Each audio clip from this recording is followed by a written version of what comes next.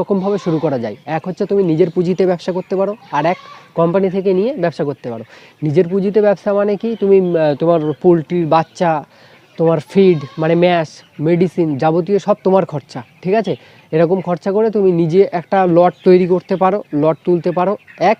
আর দ্বিতীয়ত তুমি আর এক ধরনের ব্যবসা করতে পারো, যদি তুমি কোম্পানির সাথে টাই আপে আসো তাহলে সেক্ষেত্রে তোমার প্রফিটটা কম থাকলেও তোমার কিন্তু রিস্ক থাকে না। তোমার মুরগির বাচ্চা প্লাস ফিড প্লাস মেডিসিন যাবতীয় তোমার কোম্পানি প্রোভাইড করে, ঠিক আছে। এখানে কিন্তু তোমার কোনো রিস্ক থাকছে না, তুমি শুধু তাদেরকে খাইয়ে দাইয়ে মানুষ করে আবার কোম্পানিকে দিয়ে দেবে, মাঝখান থেকে তোমাকে কিছু কমিশন দিয়ে দেয়।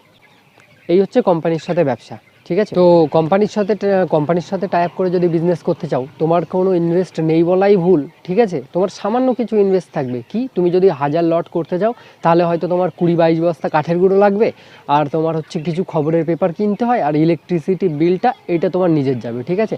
আর